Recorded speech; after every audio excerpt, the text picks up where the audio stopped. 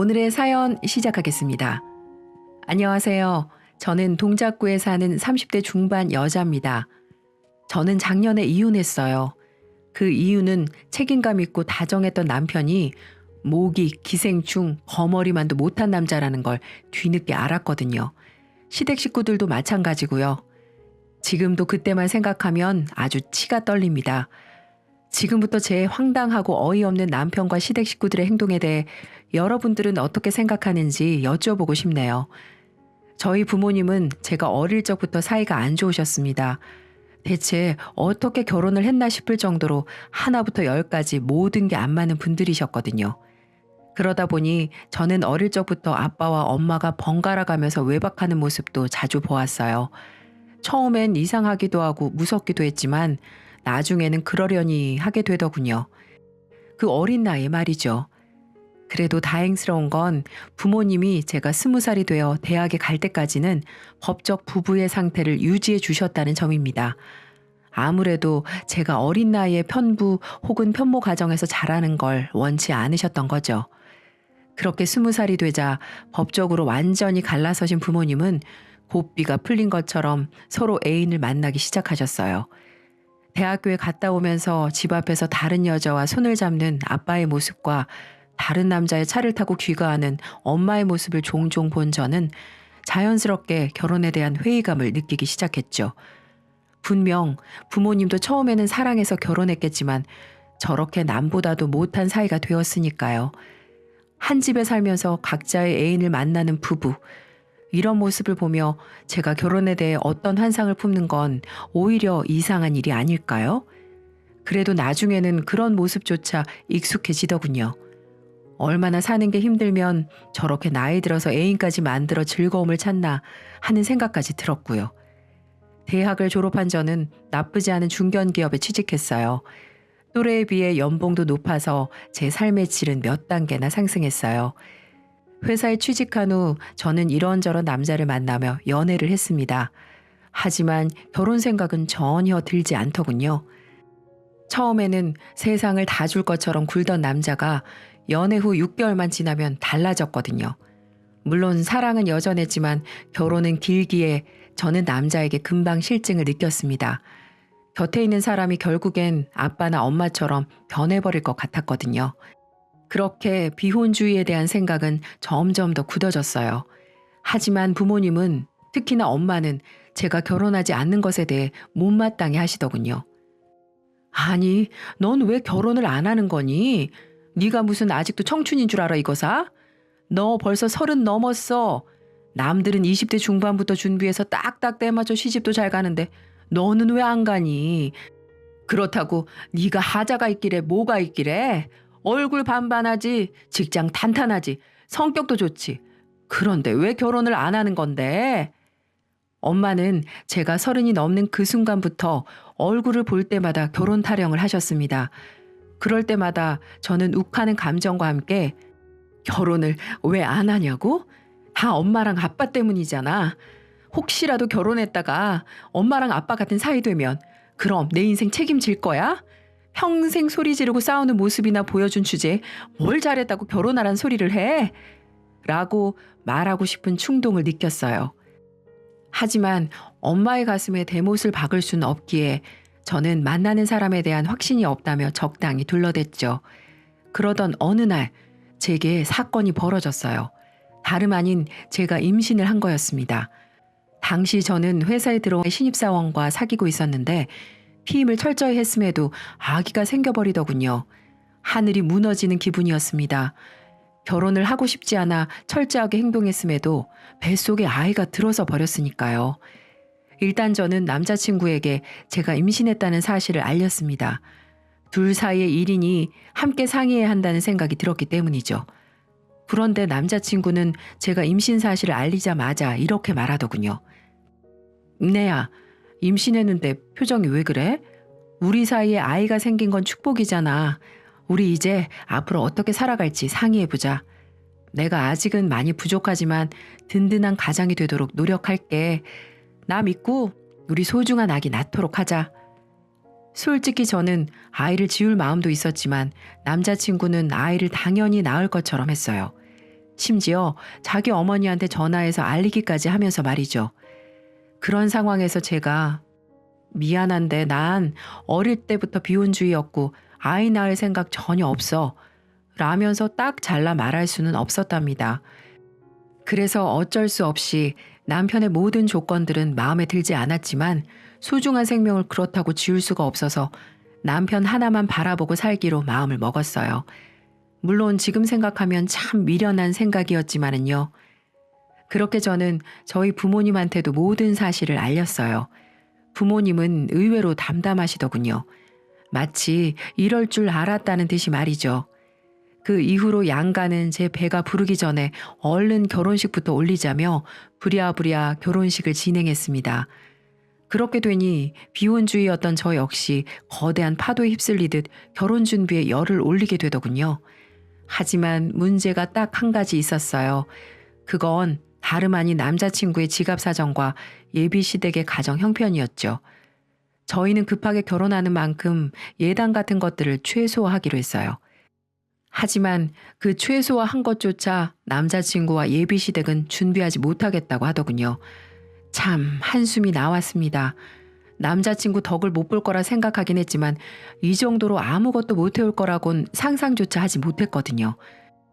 결국 결혼식을 올리게 됐는데 농담이 아니라 남편은 정말 몸만 왔습니다. 남편은 나이 30살에 모은 돈이 한 푼도 없다고 하더군요. 그래서 저는 도대체 뭘 했길래 지금까지 돈 모아놓은 게 없냐니까 집안 형편이 어려워서 대학교는 학자금 대출을 받고 다녔고 회사 다니면서 월급 받는 족족 부모님 생활비에 여동생 등록금까지 도와주느라 모아둔 돈은 하나도 없다고 하는 겁니다.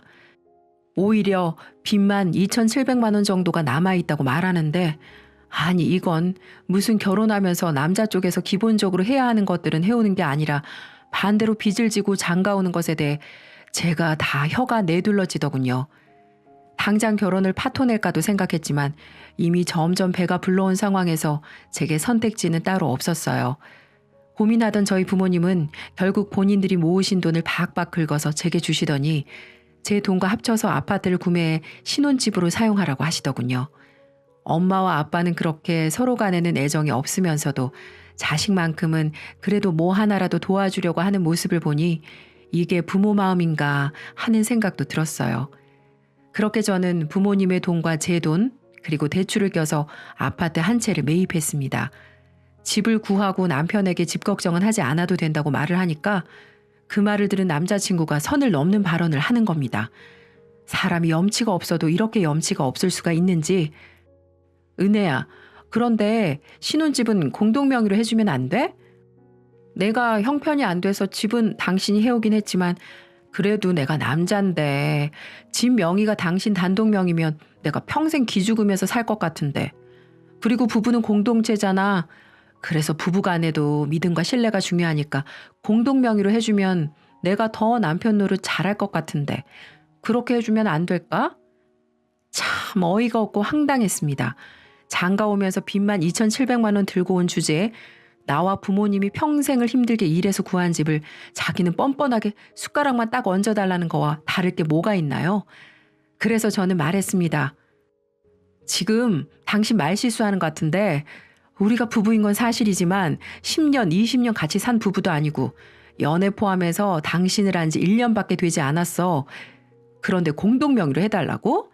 당신 미친 거 아니야? 결혼할 때 당신 그 흔한 TV 하나도 안 들고 온 사람이야. 그런데 그런 말이 나와? 이건 내가 못 들은 걸로 할 거니까 앞으로는 이런 소리 절대 안 했으면 좋겠어. 라고 확실히 제 입장을 말해주었죠. 그리고 이게 싫으면 지금이라도 당장 결혼을 무르자고 했습니다. 가치관이 맞지 않는 사람들끼리 결혼을 할 수는 없는 노릇이니까요. 그랬더니 애써 웃으며 그제서야 그냥 해본 말이라고 말하며 입이 쭉 나와서는 방으로 들어가더군요. 그렇게 저희는 약간의 찜찜함을 가지고 결혼 생활을 이어나갔어요. 7개월 정도는 아무 일 없이 그렇게 지냈어요. 하지만 문제는 예고 없이 터지더군요. 어느 날 남편이 교통사고를 당해 크게 다치는 일이 발생하고 말았어요. 그 바람에 남편은 몇 달간 회사를 휴직해야 했고요. 다행히 몇 달 치료받으면 문제 없을 거라고 하긴 했지만 문제는 모든 경제적인 부분을 제가 다 책임져야 한다는 부분이었습니다. 심지어는 남편이 결혼하기 전에 졌던 빚까지 제가 이자를 내야 될 상황까지로요.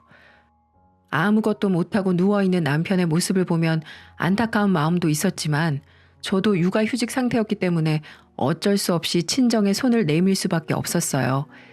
그렇게 전 고통의 시간을 이어나갔고 남편이 빨리 몸이 회복되기만을 기다렸죠. 그 4개월의 시간 동안 남편 뒤치다꺼리하며 집안일 청소 그리고 이제 막 태어난 아기까지 케어하려고 하니 하루에 잠을 3시간 이상 자본 적이 없었던 것 같아요. 얼마나 힘들었으면 아기 낳자마자 살이 15kg 정도 2달도 안 돼서 빠질 정도였으니 말 다 했죠. 그렇게 인내의 시간들을 버텼습니다. 하지만 거의 몸이 회복된 남편은 내게 당황스러운 소리를 하는 겁니다. 여보, 미안한데 당신 나 몸 회복하는 동안 집안일 하는 거 보니 정말 힘들어 보이더라. 그동안 당신이 날 위해 많이 애써줬으니까 이제 내가 당신 역할 해보는 게 어떨까 싶어. 물론 우리 지민이도 내가 잘 돌보고 그러니까 당신이 회사 복귀하고 내가 주부 역할 잘해보도록 할게. 나 정말 잘해낼 수 있을 것 같아. 라고 말이죠. 그러고는 정말 며칠 안 돼서 남편은 정말로 사직서를 제출했어요. 처음에는 집안일과 아이 돌보는 일이 얼마나 힘든 일인 줄 알기에 저도 동의를 했었습니다. 거의 1년 동안을 집에서만 지내다 보니 답답하기도 했고 남편이 일을 하든 내가 일을 하든 둘 중에 한 명만 일을 하면 됐으니까요. 그렇게 전 남편을 믿고 가정일을 맡겼고 처음에는 누가 시키지도 않았는데도 남편은 알아서 척척 잘하더라고요. 처음에는 정말 편했습니다. 마치 커리우먼의 삶을 사는 것 같았어요. 하지만 그건 딱 3개월이더군요. 남편은 시간이 갈수록 게을러지더니 살림을 언젠가부터 천천히 하려고 하지 않는 거예요. 처음에는 육아가 힘들어서 그랬겠거니 하고 생각하려 했지만 도가 지나칠 정도로 아이를 보는 둥 마는 둥 하기에 점점 화가 나더라고요. 여보, 요즘 집안일에 너무 소홀한 거 아니야? 청소는 거의 일주일째 안 한 것 같고 맨날 배달 음식만 시켜 먹더니 저기 쓰레기 쌓인 거 좀 봐. 먹었으면 분리수거를 시간 날 때 해놔야 될 거 아니야. 제때 안 치우니까 날파리 날아다니는 거 안 보여? 제가 참다 말하자 남편은 알겠다면서 치우는 신용을 하더군요. 하지만 그건 잠깐일 뿐 금세 원래대로 돌아갔어요. 집은 점점 더 개판이 되고 저 역시 예민해져 가서 남편과 하루라도 안 싸운 날이 없을 정도로 지쳐만 갔습니다. 그렇게 하루하루 스트레스가 쌓이고 있을 때 시어머니가 화가 잔뜩 나서는 제게 전화를 하며 잔소리를 하기 시작하는 거예요. 남편이란 인간이 그동안 있었던 일을 시모에게 죄다 일러바친 모양이었어요. 예, 너 꼭 남편한테 그렇게까지 모질게 굴 필요 있니? 너 지금 남편이 집에서 살림한다고 무시하는 거야? 돈 좀 몇 푼 가지고 있다고 지금 유세 떨고 있는 거니? 네가 하는 행동이 지금 남편한테 하는 갑질이야, 갑질. 불쌍한 남편 감싸주고 안아줄 줄 알아야지. 마누라가 돼가지고 저렇게 남자기를 팍팍 죽이니 무슨 집안꼴이 잘 돌아가겠어? 내가 너 지켜볼 거다. 알았어? 라고 하는 겁니다. 그래서 저는 참다 못해 한마디 하고 말았어요. 어머니, 지금 집안꼴이 어떤지 알고 하시는 말씀이세요? 아이를 제대로 돌볼 생각은 하지도 않고 허구한 날 게임이나 하고 있고 음식물 쓰레기는 버릴 생각도 않고 거실이며 안방 모든 곳에 먼지가 잔뜩 끼어서 숨도 못 쉴 정도라고요. 그렇게 지낸 지가 벌써 1년째예요. 그런데도 남편을 옹호할 생각이세요? 그러실 거면 어머님이 데리고 같이 사세요. 아시겠어요? 하고 전화를 끊어버렸답니다. 물론 어른에게 그러면 안 됐지만 제 생각은 하지도 않고 무조건적으로 아들 편만 들며 제게 갑질이니 유세떠니 그런 말을 운운하시니까 더 이상은 참기가 힘들었어요. 그렇게 남편 때문에 시어머니와의 사이도 최악의 길을 걷게 되었습니다. 그래서 한동안은 정말 시댁하고는 특별한 일 아니고서는 서로 왕래도 하지 않고 연락도 하지 않았어요. 서로 인상 붉힐 거 뻔한데 굳이 연락할 필요가 없었기 때문이죠. 그렇게 한 5개월 정도가 지났을까요? 여느 날처럼 퇴근하고 집에 갔는데 시어머니가 집에 와 있는 겁니다. 여보, 왔어? 고생 많았어. 아가, 왔냐? 오늘도 고생 많았다. 많이 힘들었지? 남편과 시모는 그동안 있었던 일은 생각을 안 하는지 아무렇지도 않게 퇴근한 저를 위해 상냥한 목소리로 말하더군요. 그동안엔 제가 퇴근하든 말든 본 척도 안 하던 남편도 사근사근하게 말하니까 이상했어요. 시어머니도 실실 웃는 게 뭔가 원하는 게 있는 눈치였습니다. 그래서 저는 곧장 물었어요. 무슨 할 말이 있으신 것 같은데 저는 괜찮으니까 할 얘기 있으면 다 하라고 말이죠. 그러자 남편은 조심스럽게 얘기를 꺼내기 시작하더군요. 여보, 조금 갑작스런 얘기지만 우리 엄마 앞으로 여기에서 살아도 될까? 지금 엄마 사는 집주인이 전세금을 올려달라는데 당신도 알다시피 엄마가 무슨 돈이 있어? 그러니까 우리가 당분간 모시고 사는 게 어때? 우리 지민이도 엄마가 봐주고 그러면 당신도 좋잖아. 내가 이렇게 부탁할게. 남편의 용건은 충격적이더군요. 전세살이를 하던 시댁이 전세금을 올려줘야 하는데 여유가 없자 저희 집에 들어와 살겠다는 거였어요. 남편 하나 데리고 사는 것도 벅찬데 팔자에도 없던 시집살이라니. 어이가 없었던 제가 가만히 있자 시어머니는 제가 고민하고 있는 거라 생각했는지 본인이 들어오면 어떤 장점이 있을지에 대해 혼자 주구장창 떠드시더군요. 실실 웃으며 저희 집에 들어오려는 모자의 모습을 보는데 거머리 2마리가 제 피를 한꺼번에 빨려는 것처럼 보여서 전 독한 마음 먹고 말씀드렸습니다. 사정은 안타깝지만 그건 힘들 것 같습니다.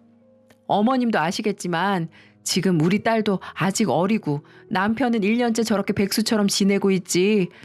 어머니까지 제가 케어하는 건 아무리 생각해봐도 무리가 되는 건 사실이에요. 전세금이 부족하시면 눈높이를 낮춰서 다른 곳으로 이사 가면 되지 않을까요? 그리고 여긴 남편 지분이 하나도 없는 제 집이에요.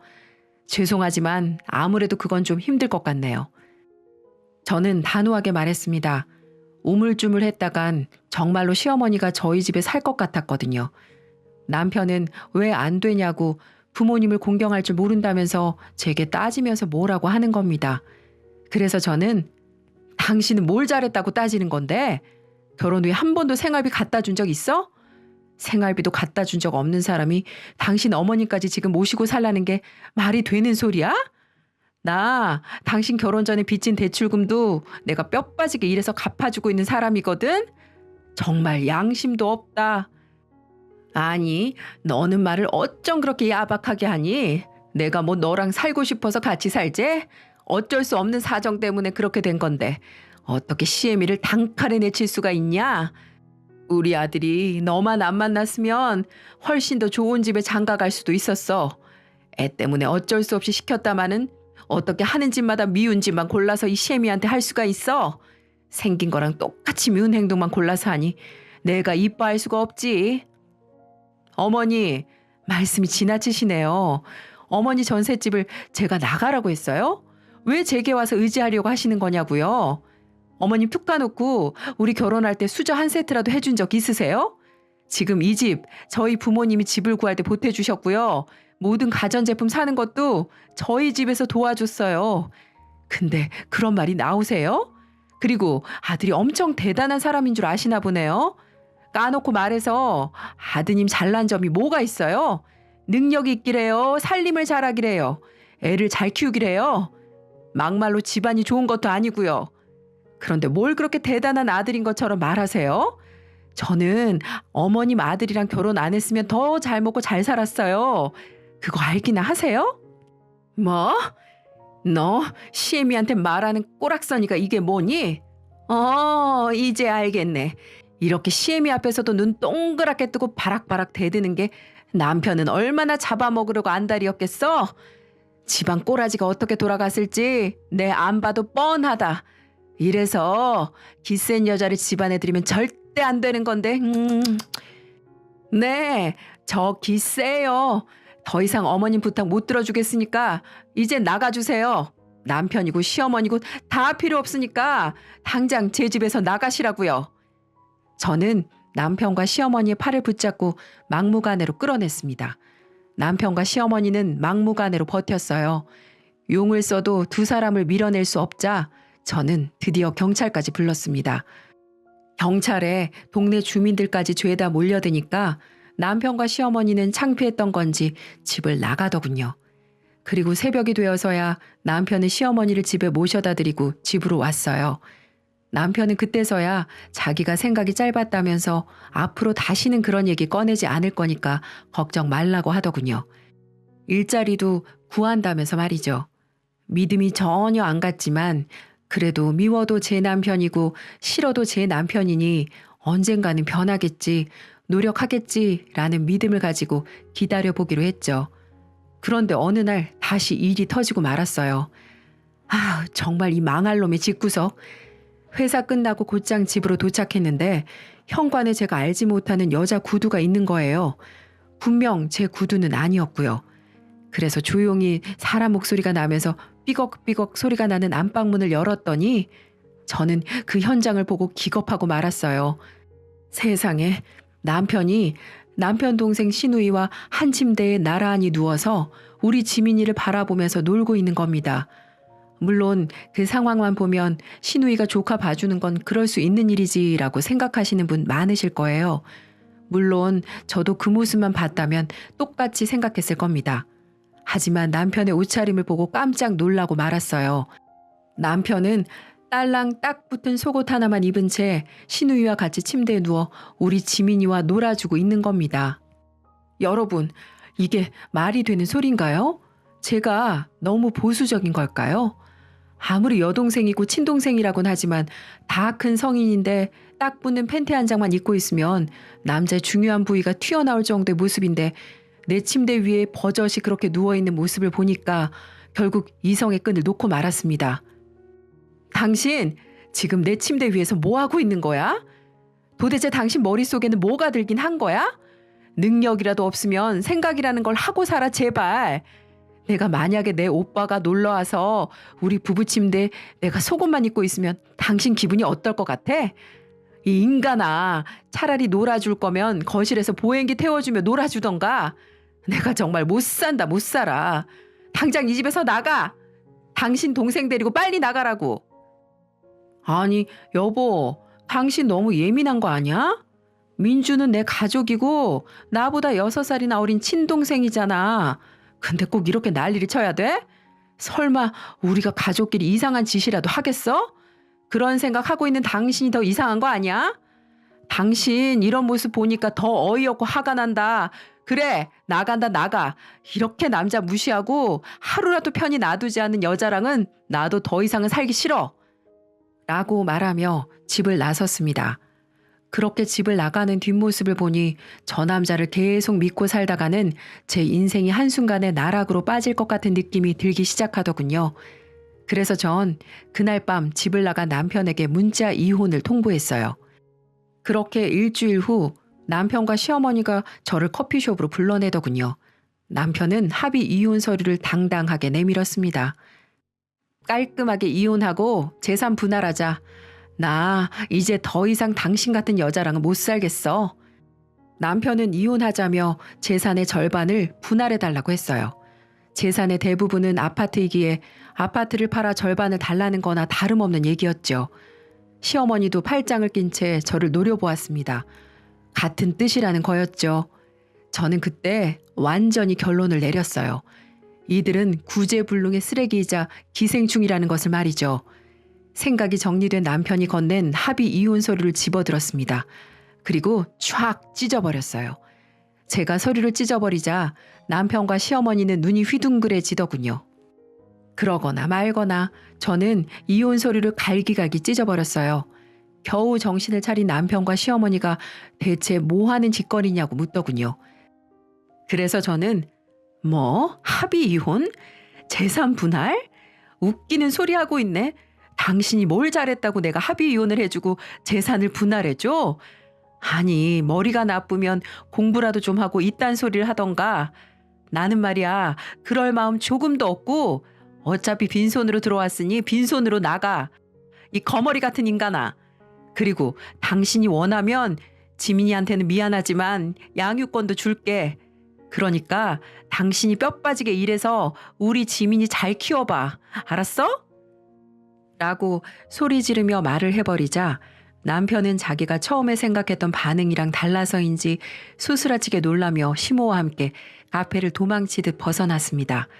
쥐새끼 마냥 쪼르르 도망가듯 나가는 모습을 보니 참 한심하고 어이가 없어 웃음이 나오더군요.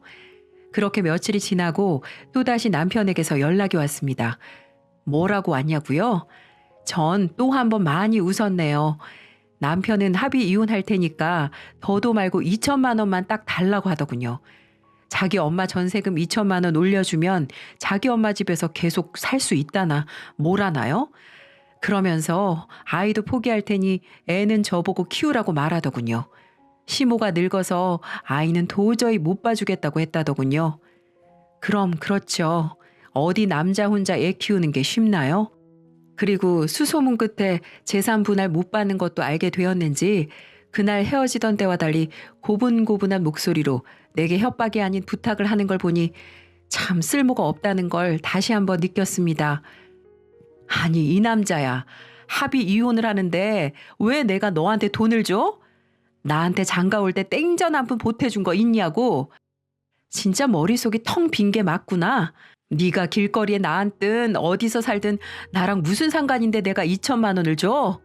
그러니까 이혼 가지고 자꾸 뭘 요구하거나 협상하려고 하면 당장 변호사 선임해서 소송 건다고 하니까 그제서야 남편은 결국 꼬리 내리고 합의 이혼을 해주더군요.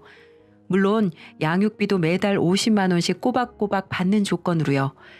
그 양육비도 50만 원씩 주기 싫어서 30만 원씩 준다는 걸 제가 강하게 말을 하니 결국은 수긍을 하더군요. 다른 사람도 아니고 자기 딸내미 들어갈 돈을 어떻게든 깎으려고 하는 모습을 보니 왜 진작 이혼을 하지 않았을까 하는 후회가 밀려오기도 했습니다. 그 후로 남편은 빈털터리로 제 집에서 쫓겨났습니다. 그 후 남편은 시어머니 집에 들어갔다가 결국 시어머니가 전세 자금을 구하지 못해 어디 지방에 있는 시골로 이사를 가는 바람에 지낼 곳이 없게 되자 지금은 어디 고시원 같은 곳에서 혼자 폐인처럼 살고 있다고 했어요. 참 고소하더군요. 32평 아파트에 살다가 4평도 채 안 되는 고시원에 들어갔으니 얼마나 힘들지 안 봐도 뻔하겠더군요. 지가 그렇게 인생을 살았으니 어쩔 수 없는 일이죠.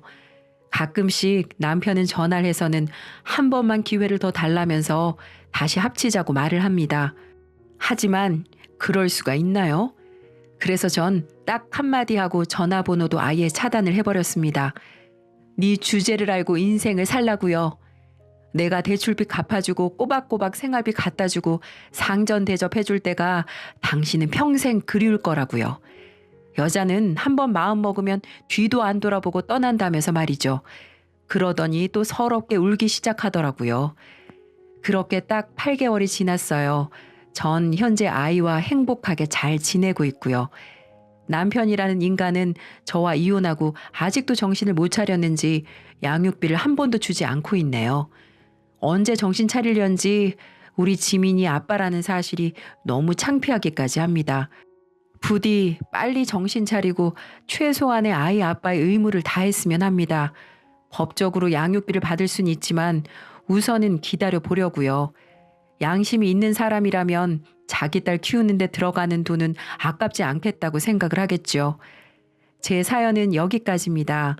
비록 이혼녀라는 꼬리표로 인생을 살고 있지만 나름 재밌게 살아가려고 해요. 지금 이걸 보시는 분들도 아마 이혼 생각하시는 분들 있으실 텐데요.